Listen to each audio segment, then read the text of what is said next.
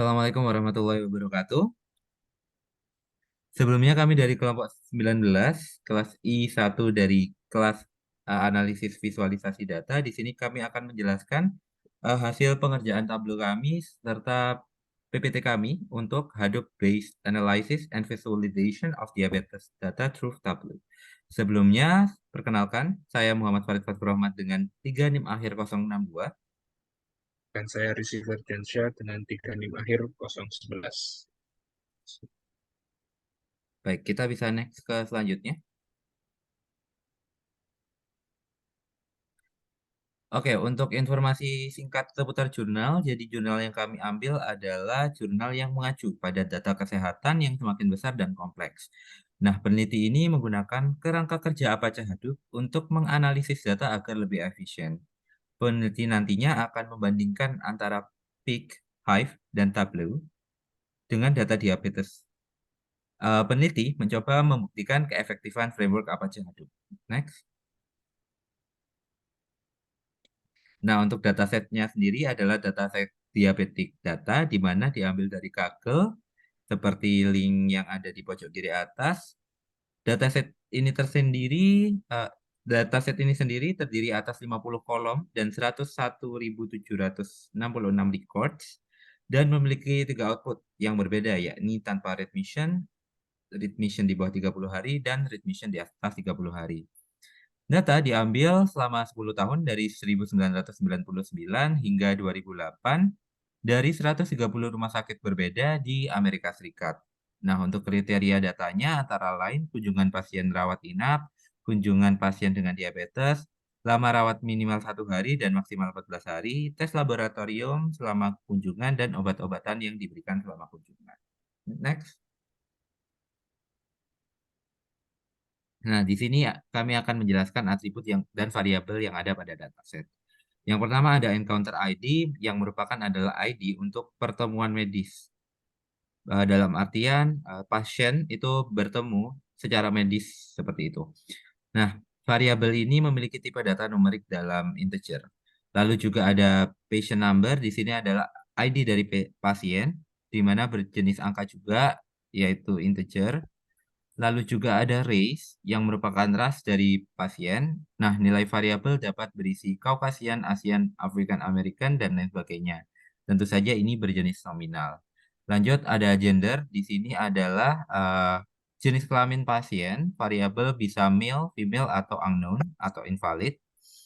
Dan data berjenis nominal. Nah, ada juga age yang merupakan umur dari pasien. Variabel ini dikelompokkan menjadi 10 kelompok dalam interval 10, yakni 0 sampai 10, 10 sampai 20, sampai paling akhir adalah 90 sampai 100, di mana data berjenis nominal karena sudah terkelompokkan seperti itu.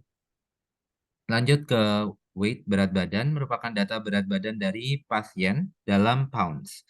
Jenis data adalah dalam bentuk numerik. Lanjut untuk admission type ID adalah ID untuk representasi tipe masuk pasien. Nah, jadi untuk tipe masuk itu ada 9 nilai atau 9 tipe seperti emergency, urgent, elective, dan lain-lain. Jenis datanya sendiri adalah nominal. Lalu ada discharge disposition ID yang merupakan ID untuk representasi jenis pemulangan pasien. Nilai adalah salah satu dari 29 nilai berbeda, bisa dipulangkan, expired, dan lain-lain. Nah, eh, jenis datanya sendiri juga nominal. Next.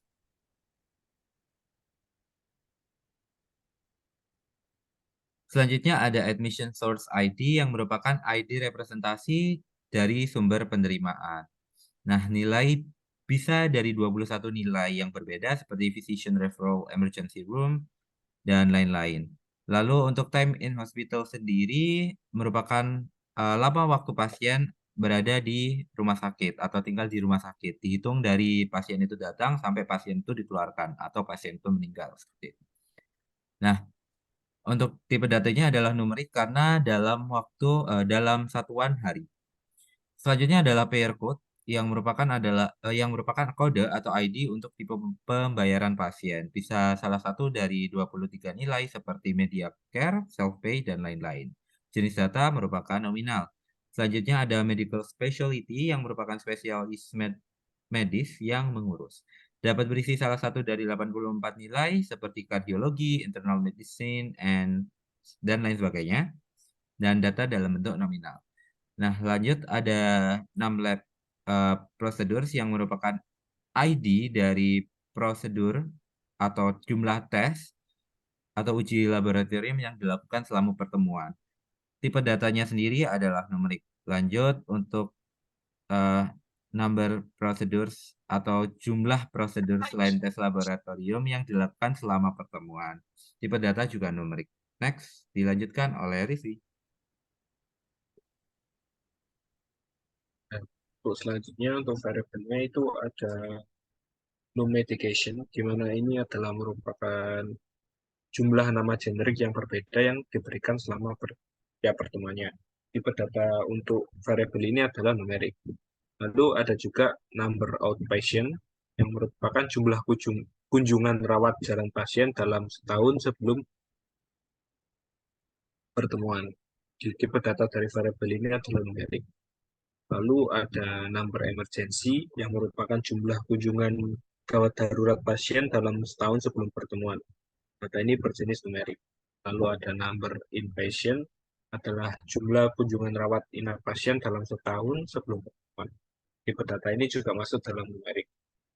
Lalu ada variabel diakon, di mana diagnosis utama dikotakan sebagai 3 digit pertama dari ICD-9 berisi 84 nilai yang berbeda. Tipe data variabel ini adalah nominal. Lalu ada juga diaktu yang merupakan diagnosis sekunder yang dikotakan sebagai 3 digit pertama dari ICD-9 berisi 923 nilai berbeda dan tipe datanya adalah manual. Ini nominal. Lalu ada diagnosa yang merupakan tambahan diagnosis sekunder yang dikodekan sebagai 3 digit pertama dari ICD-9 berisi 954 nilai berbeda. Tipe datanya ini adalah nominal. Lalu ada number diagnosis yang merupakan jumlah diagnosis yang dimasukkan ke dalam sistem. Tipe datanya adalah numerik. Oke, lalu di sini itu yang pertama ada max clue serum,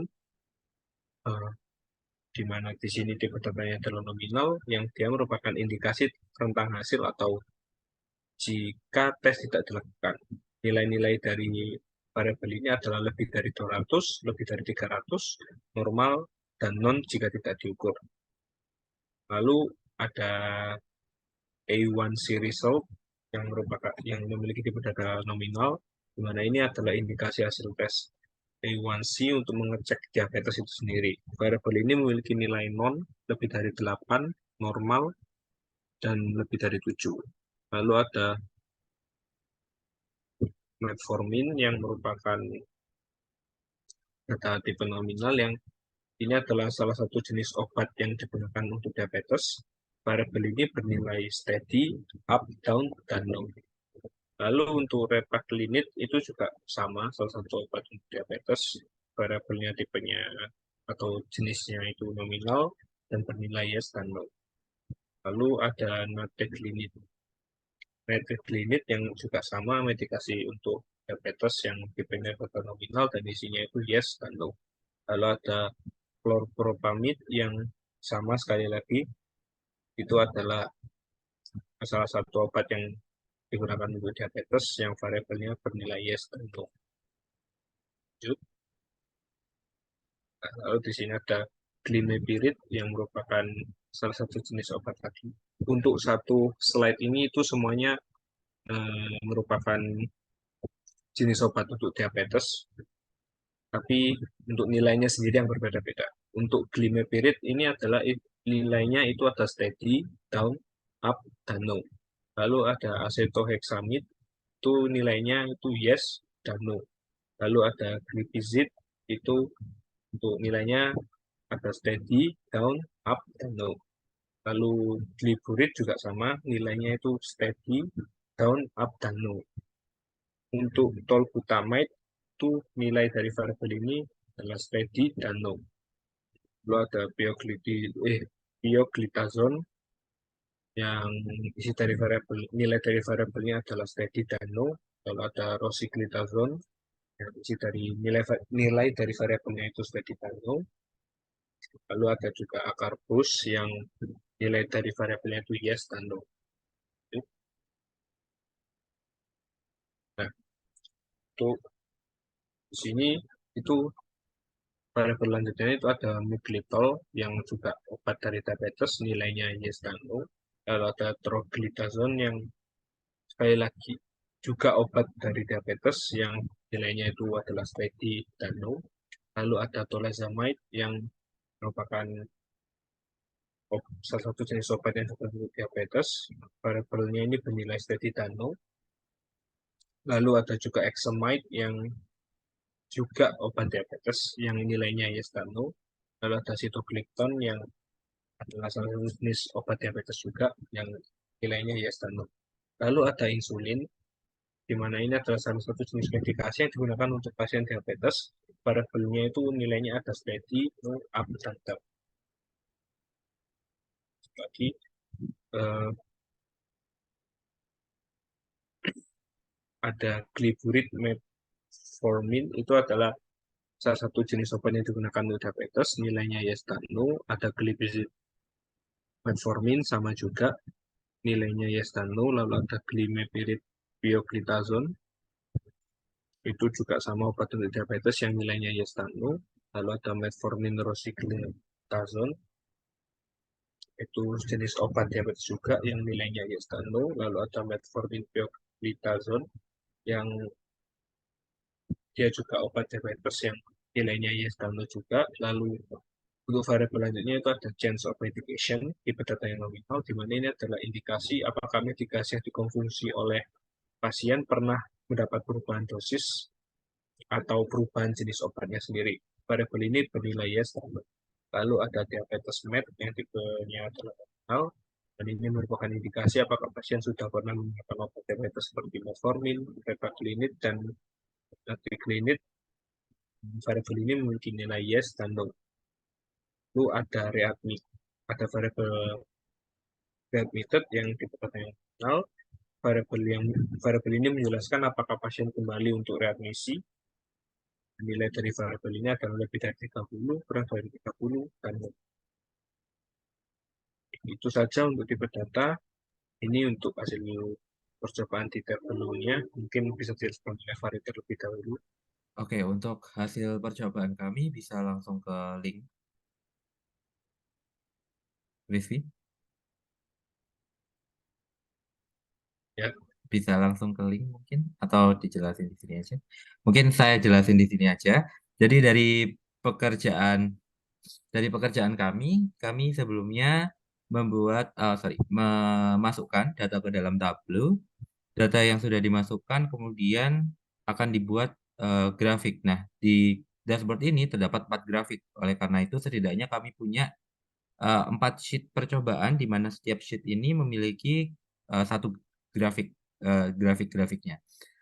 Oke, untuk grafik yang pertama adalah penyebaran umur pasien. Dari eh, sampel pasien yang diambil, dari data pasien yang diambil, kebanyakan adalah hasil pasien yang terkena diabetes adalah berumur di 70 sampai 80.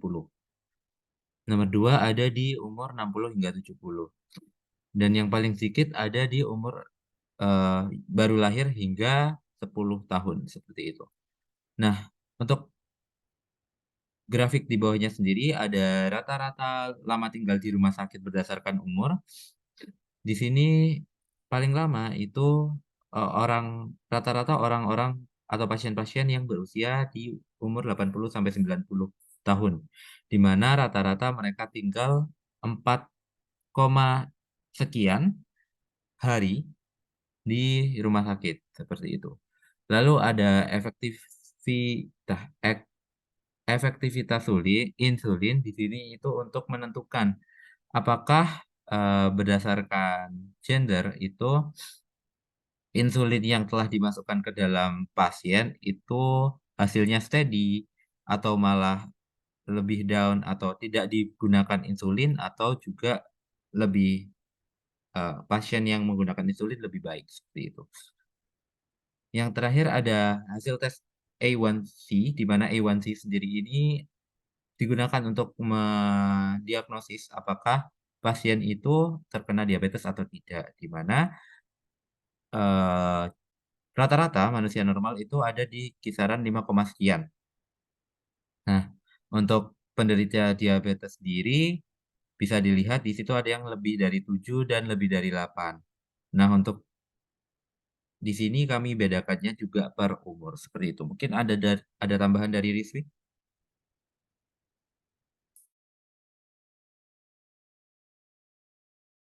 Untuk tambahan tidak ada sih ya dari saya. Sekian.